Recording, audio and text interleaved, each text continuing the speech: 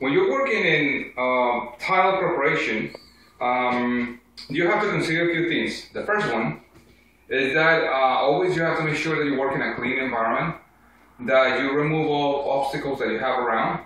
In this case, in like many cases where I do projects for my customers or myself, you have to deal with the regular common base things, situations in life. That means that sometimes people have to use, in this case, their kitchen, and they will obviously respect the fact that you're working, but you have to consider them as well. So we are living in this bathroom, this kitchen right now, the refrigerator, the stove, and a few things around, and eventually we're going to move it away. But here's what I want to teach you. The first thing that you want to consider is the area that you want to tile. You always have to measure. In this case, we had 217 square feet of tile. So you need to buy about 230, 240 square feet of tile. Why?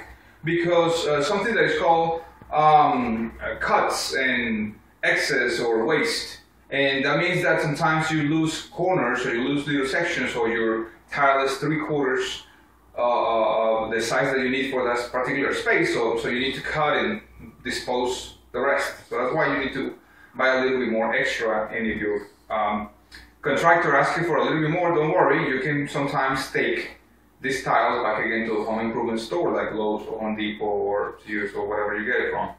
So here's a few things to consider. The first one, you have to clean all the area. In this case, we had it prepared and we installed this material on the floor. Now, I always like to work with a material like this one that is called Perma-Base. It has mesh in the middle and it's concrete. They reduce the weight by adding some styrofoam material, but it's a really good material to use.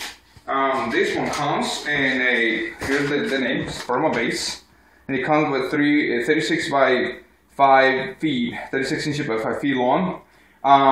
They're really durable. They will help you to prevent moist from damaging your subflooring. And sometimes you have carpet and you remove the carpet and you still have the subfloor. Some people like to put this stuff over plywood. Particularly, I don't like that stuff particularly because I've seen the damage of the moisture through the grout joints or whatever. So it's good to put concrete boards. How you do it? You notice over here we have staggered patterns of the boards. This is to prevent for a crack from forming whenever the house is adjusting, settling, or whatever. Maybe shaking if you live, like in this case, close to a highway. So you have a lot of vibration, and you want to make sure that you create some sort of a mesh in through all this thing. Now, besides that, I don't like to use nails. I like to use screws. And this company over here produces some screws. These are screws for this type of material. And this is 1.25 inches. They are meant to work with this, so don't use all regular screws. This one holds a lot of moisture. And they have this design that were engineered to actually penetrate the stuff and recess on the concrete. Other ones will not do that, and they will just go through, or they will just break.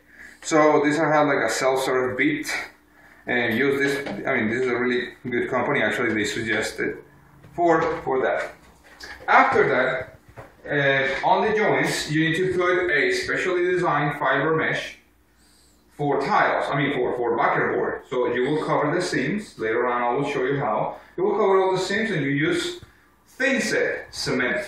The thin set cement is more recommended, especially by me, because this material will adjust easy to the moisture. There are some other synthetic made tile adhesives, but these things sometimes are not as good for high traffic, as I've experienced before with other customers.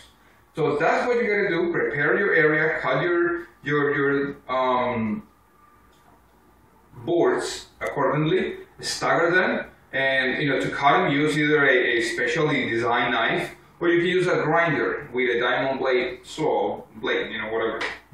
And that's pretty much it. That's how you start your project. You can look at other videos that I have where I teach how to install the tiles. And actually, after I teach how to do this, I will teach everybody how to put tiles, the way I learn and the way some professionals taught me. So thank you very much.